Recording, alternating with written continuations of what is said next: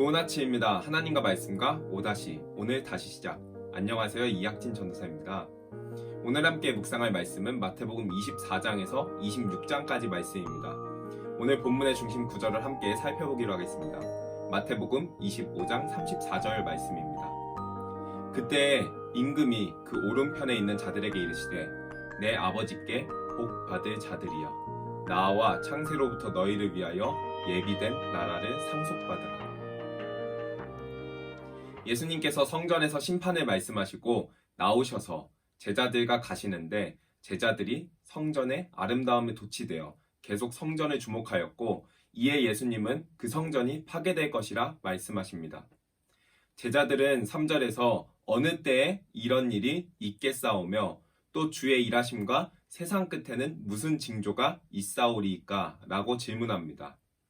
예수님은 이런 일, 즉 성전 파괴가 어느 때에 있겠습니까? 라는 첫 번째 질문과 주의 임하심과 세상 끝에는 무슨 징조가 있겠습니까? 라는 두 개의 질문으로 나누어 두 가지 답변을 하십니다.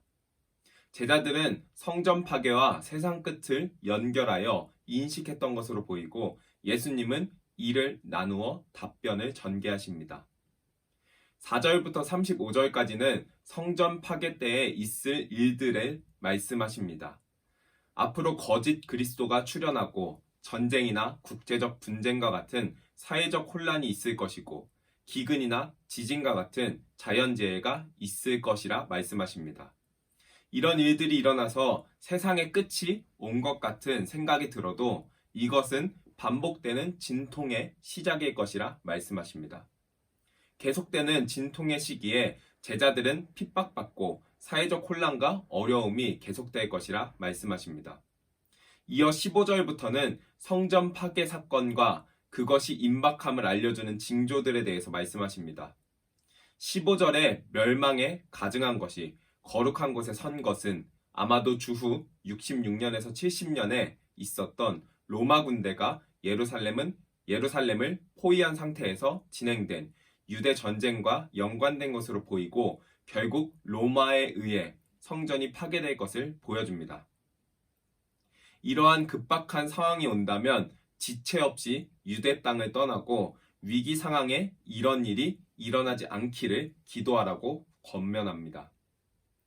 이러한 예언의 말씀은 로마 군대의 승리가 아니라 반역한 이스라엘에 대한 메시아의 심판적 승리로서 심판이 하나님의 주권하에 있음을 보여줍니다. 23절부터는 이러한 일들이 있을 때의 징조로서 거짓 그리스도들이 출현하고 세상 끝이 왔다고 미혹할 텐데 예수님은 그러한 방식으로 재림하지 않으시니 미혹당하지 말라고 말씀하십니다. 29절에서 31절은 묵시적 언어로 성전 파괴를 이야기하며 이어 무화과나무 비유로 무화과나무 잎사귀를 보고 여름이 임박했음을 알듯이 성전 파괴 전에 징조를 보고 그때를 대비하라며 이 모든 일이 이 세대가 지나가기 전에 일어날 것을 말씀하십니다. 36절부터는 제자들의 두 번째 질문인 세상 끝의 시기와 징조에 대한 예수님의 답변입니다. 예수님은 노아의 때, 도둑, 지혜 있는 종과 미련한 종, 열처녀 비유들을 들어서 이를 답변하시는데 이의 강조점은 성전 파괴와 달리 재림의 시기와 관련해서는 아무런 징조가 없고 불시에 재림이 임한다는 것입니다. 노아와 그의 가족이 구원받은 것은 재림을 예측한 것이 아니라 하나님의 경고에 항상 준비하여 반응하였기 때문이었습니다. 비유를 통해서 예수님은 언제 올지를 계산하여 준비하는 것이 아니라 끝까지 경성하여 준비하고 있으라고 말씀하십니다. 마태복음 25장은 계속해서 열처녀 비유로 시작합니다. 특별히 본문은 준비성에 대해서 좀 더 강조합니다. 이 준비성은 잠도 자지 않고 항상 긴장하고 깨어있는 것을 이야기하진 않습니다. 5절에서 신랑이 늦게 오듯 재림의 약속이 사람들의 기대보다 지연되는 듯한 느낌이 들 수 있고 이로 말미암아 모두 잠들었을 수도 있습니다. 그러나 5 처녀들은 잠들었으나 사실 깨어 있었습니다. 그들은 신랑이 오는 것을 대비하여 기름을 준비하였기 때문입니다. 대부분의 그리스도인들은 재림이 늦을 것이다, 혹은 재림의 때를 예측하거나 망각하지만 제자는 예수님이 늦게 오실지라도 언제나 깨어서 자신의 임무를 항상 충실히 수행하는, 준비하는 자임을 보여줍니다. 그리고 이 모든 준비성은 스스로 책임져야 할 문제라는 것을 또한 보여줍니다. 계속해서 14절부터는 달란트 비유로 연결됩니다. 이 비유를 통해서 예수님을 기다리는 것은 수동적인 기다림이 아니라는 것을 보여줍니다. 주인이 종들에게 달란트를 맡기는 것은 하나님의 통치를 받는 제자들에게 하나님의 뜻을 행할 수 있도록 주어진 특권과 기회입니다. 하나님께서는 이를 적극적으로 하나님의 뜻을 행하는 준비성에 대해서 말씀하십니다. 이어 31절부터는 마지막 심판 비유를 보여주십니다. 하나님의 백성으로 상징되는 양과 악인으로 상징되는 염소를 심판의 때에 나누고 양은 영예로운 자리의 상징인 오른쪽에 두고 그들을 위하여 준비한 나라를 상속받습니다. 특별히 본문에서 심판의 기준이 어려움에 처한 자들을 향한 아버지의 뜻을 행하는 것에 있음을 밝힙니다. 이는 단순히 행함으로 구원받는다는 것이 아니라 구원받은 신자라면 그 구원의 은혜에 감동하여 받은 은혜를 나누는 것으로 이해하는 것이 좋습니다. 예수님께서 가르침을 마치시고 지금까지 예고하신 순환과 죽음이 곧 일어날 것을 밝히십니다. 본문은 계속해서 예수님의 순환과 죽음이 3절에서 5절에 나오는 적대자들의 음모의 결과가 아니라 하나님의 계획과 예수님의 자발적 순종임을 보여줍니다. 특별히 본문은 예수님의 순환과 죽음이 6월절에 일어난다고 밝히고 있습니다. 6월절은 이집트에서 이스라엘의 구출을 의미하는 사건이고 특히 그와 더불어 양이 희생되었다는 점을 비추어 볼 때 자신의 죽음이 6월절에 일어날 것이라는 예수님의 예고는 자신의 죽음이 자신의 백성을 구하기 위한 대속적 죽음이라는 점을 강력하게 보여줍니다. 이어 6절부터는 한 여인이 향유를 부은 사건이 등장합니다. 이 사건은 이스라엘의 지도자들인 대제사장들과 장로들, 그리고 제자 중 한 사람인 유다까지도 이스라엘을 위해 오신 메시아이신 예수님을 대적하고 죽이려고 음모를 꾸미는 데 반해 이름 없는 한 여인은 예수님을 메시아로 받아들이고 그분의 죽음을 미리 준비하는 기념할 만한 모습을 보여주고 있습니다. 이어 대조적으로 유다의 배반을 기록합니다. 유다는 배반할 때 은 30개를 대가로 받았다고 기록합니다. 이는 스가랴 11장 12절에서 거절당한 양떼를 먹이는 메시아적 인물인 목자에게 주어진 품삯을 반영하는 것임을 보여주는 듯합니다. 이러한 마태의 의도는 27장에서 더욱 분명하게 나타납니다.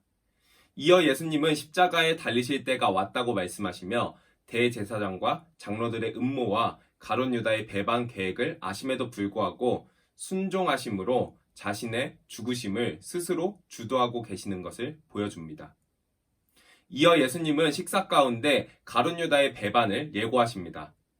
누가 배반할지를 밝히시지 않았기에 제자들은 충격적인 선언에 자기 자신은 아니라는 사실을 확인하기 시작합니다. 본문은 이 모든 것도 성경 말씀의 성취라고 말하고 이를 들었음에도 가룟 유다는 예수님을 랍비라 부르며 가식적인 질문을 던지는 모습을 보입니다. 예수님께서는 계속해서 만찬을 제정하시며 출애굽보다 더 새롭고 큰 구원을 이루실 것과 새 언약을 말씀하십니다. 그 후에 6월절 전통에 따라 또한 기도하시러 찬송하며 올리브산으로 올라가시어 그곳에서 자신의 순환과 죽음의 길을 출발하십니다. 올라가시는 길에 예수님은 제자들이 직면하게 될 위기 상황에 대해 말씀하시며 제자들과 베드로의 배신을 미리 예고하십니다. 이러한 말씀은 또한 스가랴 13장 7절의 예언의 성취라 말씀하십니다. 예수님은 겟세마네 동산에서 자신의 운명과 관련하여 아버지께 드리는 고뇌에 찬 기도를 하십니다. 예수님은 죄를 짊어지고 죽는 가운데 경험해야 하는 하나님의 진노와 그 결과 그분께 버림을 받아야 하는 것에 대해서 괴로워하시며 탄식하며 절박하게 기도하십니다. 예수님께서 간절히 기도하시는 장면과 제자들이 깊은 잠에 빠져있는 장면을 마태는 대조적으로 그려줍니다. 부인을 반박했던 베드로는 정작 부인의 위험을 맞이할 준비조차 되어 있지 않는 모습입니다. 예수님은 두 번째 기도를 하시면서 아버지의 뜻에 전적으로 순종함으로써 그 뜻이 이루어지길 기도하십니다. 그리고 예수님은 세 번째 기도를 하시는데 이는 베드로가 3번 부인하는 모습과 대조를 이룬다고 할 수 있습니다. 예수님은 기도하신 대로 죄인들의 손에 넘겨지는 것에 적극적으로 순종하시어 체포되고 신문을 받으십니다. 대제사장들과 온 공회는 예수님을 죽이기 위한 거짓 증거를 계속해서 찾았고 예수님께서는 침묵으로 일관하시며 죽음을 피하시지 않으시는 적극적인 순종을 보이십니다. 63절에 대제사장은 하나님까지 걸고 진정한 대답을 촉구하자 예수님은 이 결정적인 질문 앞에 침묵을 지키지 않으시고 결정적인 답변을 하십니다. 그러자 이들은 예수님을 침뱉고 폭행하며 조롱하고 그와 동시에 바깥 뜰에 있던 베드로는 예수님을 3번 거절하고 도망치며 밖에 나가서 심히 통곡하는 것으로 오늘 본문이 마무리됩니다. 오늘 본문은 종말을 기다리는 제자들에게 요구되는 준비성과 순환과 죽음에 대한 예수님의 순종에 대해서 함께 살펴보았습니다. 특별히 예수님은 십자가에 달리시기 바로 전에 종말을 말씀하시며 제자들에게 하나님 나라의 도래를 기다리는 백성들이 살아야 할 삶의 내용을 말씀하십니다. 그중 특별히 달란트 비유를 다시 한번 생각해 보면 좋겠습니다. 예수님은 종말을 단순히 기다리는 것이 준비라고 말씀하시지 않습니다.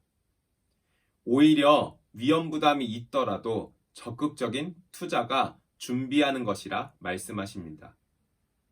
이는 마태복음에서 영원한 생명을 얻기 위해서 육체적 생명까지도 버리라 요청하신 말씀을 떠오르게 합니다.